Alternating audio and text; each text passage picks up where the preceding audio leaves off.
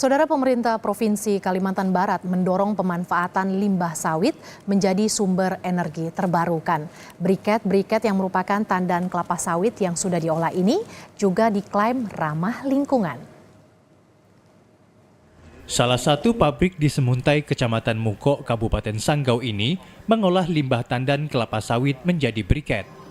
Penjabat Gubernur Kalbar, Harrison, mengklaim sumber energi alternatif terbarukan ini ramah lingkungan, serta dapat mengurangi penggunaan bahan bakar dari fosil seperti minyak, gas alam, dan batu bara yang jumlahnya terbatas.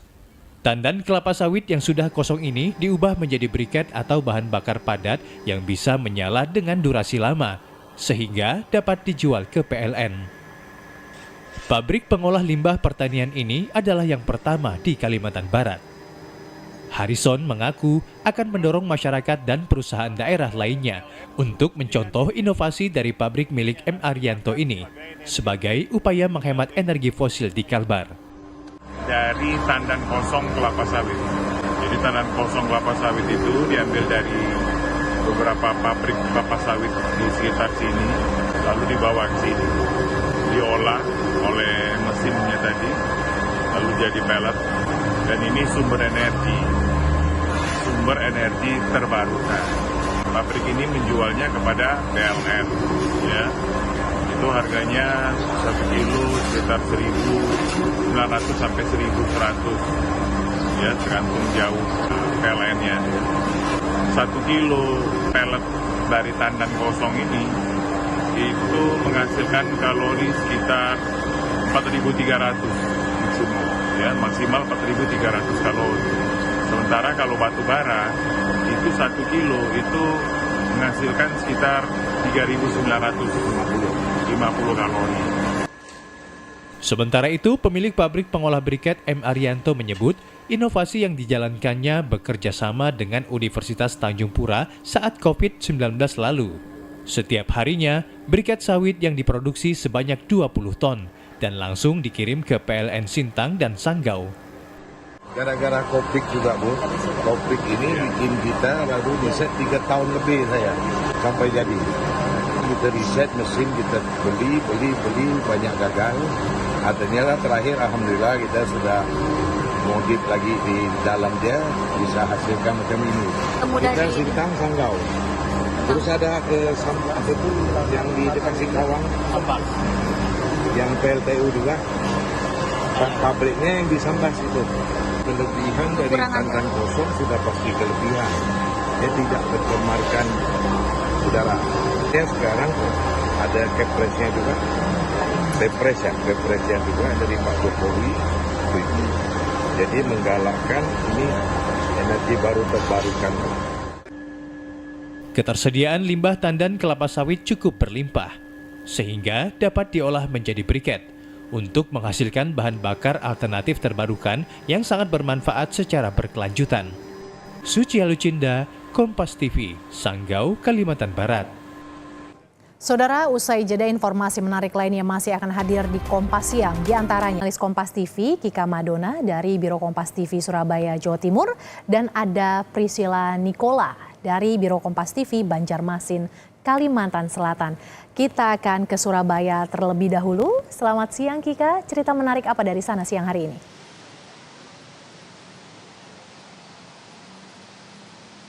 Ya, Mercy dan juga saudara, jadi ada 2 informasi menarik dari Jawa Timur yang akan kami hadirkan informasinya untuk Anda. Yang pertama ini adalah olahraga tradisional warisan leluhur, merupakan olahraga yang perlu untuk dilestarikan agar tidak ditinggalkan oleh para generasi muda. Salah satunya adalah dengan menggelar Festival Olahraga Daerah Jawa Timur yang digelar sampai dengan tanggal 4 Desember 2024 di kota Surabaya.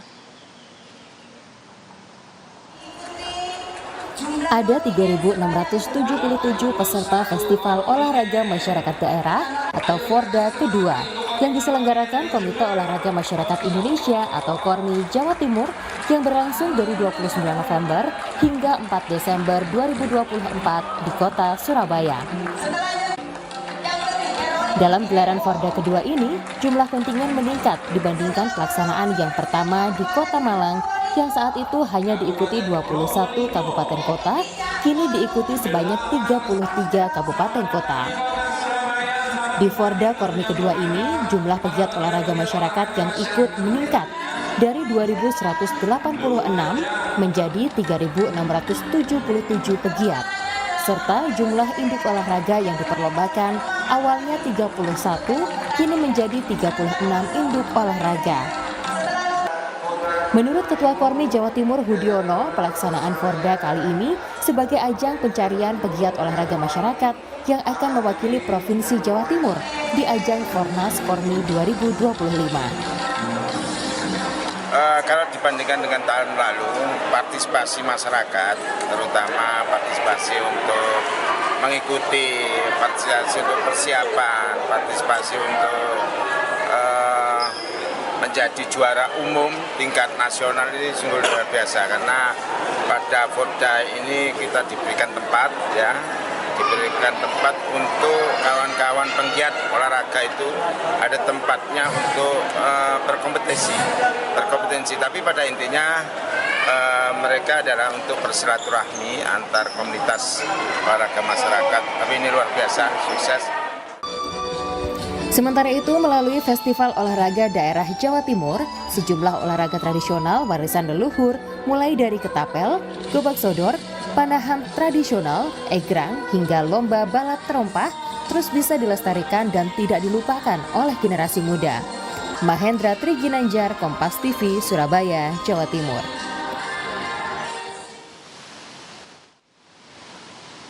Selanjutnya, saudara, memperingati Hari AIDS Sedunia, ratusan orang mengenakan pakaian adat tradisional Nusantara dan menggelar aksinya di Taman Bungkul, Surabaya. Warga membawa spanduk berisikan ajakan untuk mencegah penularan virus HIV/AIDS dan juga menghindari diskriminasi terhadap para penderita HIV/AIDS. Dalam rangka memperingati Hari AIDS Sedunia tahun 2024, ratusan orang menggelar aksi damai dalam bentuk parade budaya di Taman Bungkul, Kota Surabaya. Para peserta aksi damai ini mengenakan busana adat Nusantara dan kostum etnik modifikasi. Mereka berparade dan berkeliling di Jalan Raya Dharma Surabaya sambil membawa spanduk dan poster bertuliskan Indonesia Bebas Stigma serta ajakan untuk melindungi keluarga dari bahaya virus HIV/AIDS. Pihak penyelenggara mengatakan parade budaya pada peringatan Hari AIDS ini untuk menyatukan berbagai etnis di Indonesia guna menghilangkan stigma negatif dan diskriminatif pada OD HIV bersama-sama.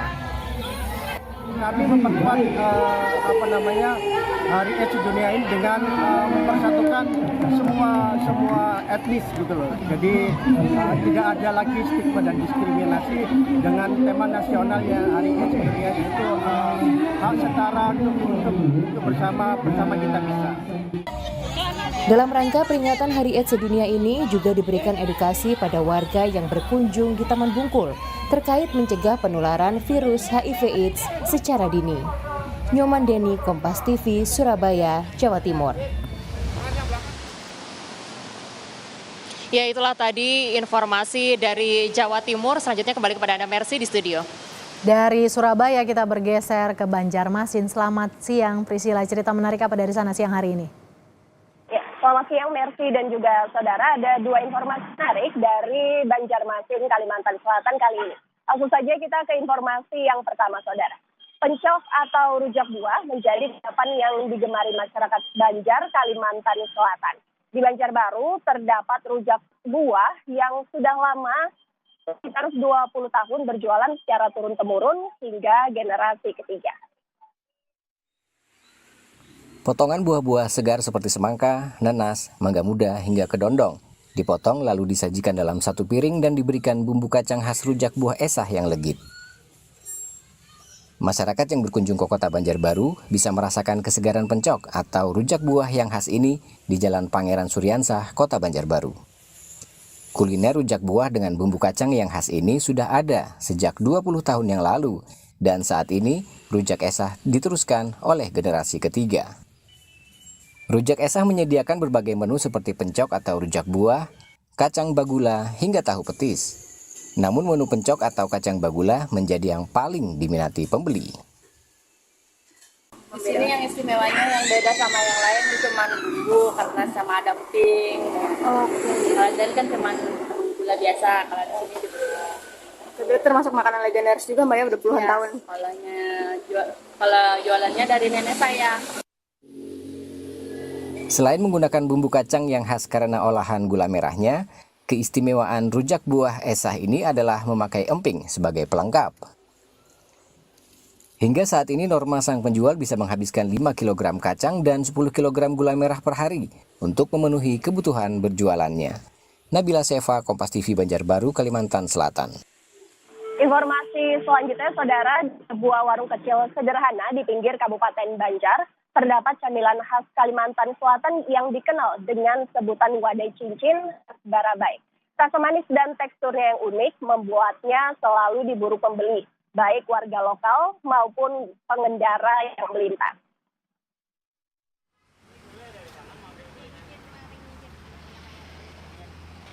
Sebuah warung kecil beratapkan terpal di pinggir Jalan Ahmad Yani, kilometer 16 Gambut, Kabupaten Banjar, menjadi saksi lestarinya tradisi kuliner lokal.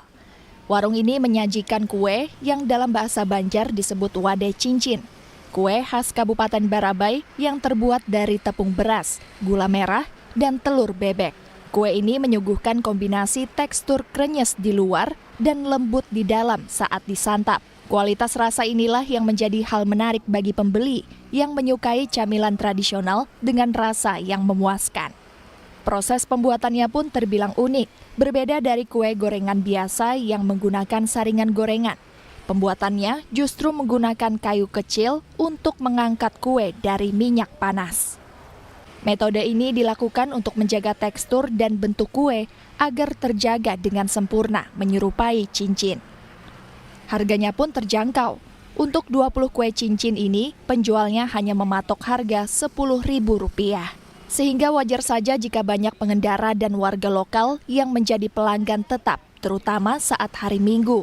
Dan omset penjualannya bisa mencapai Rp1 juta. Dan sehari dapat 6 literan lah. 6 liter, kadang 5 liter bisa. Berapa tuh dapatnya? Kalau 5 literan dapat aja kadang ya 500-an lah. Itu posisi rame kalau yang 500 tuh Bang? Sunyi Bang. Sunyi posisi rame itu kadang hari Minggu Bang dapatnya kan. Sejuta. Dapat 10 literan gitu lah. Wadai atau kue cincin tak hanya jadi camilan, tapi juga oleh-oleh khas yang menggambarkan kuliner tradisional Kalimantan Selatan. Sang penjual berharap kelezatan dan keasliannya terus dikenal hingga ke generasi berikutnya. Arpawi, Kompas TV, Kabupaten Banjar, Kalimantan Selatan. Masih menarik dalam cerita Nusantara dari Banjarmasin, Kalimantan Selatan. Merci.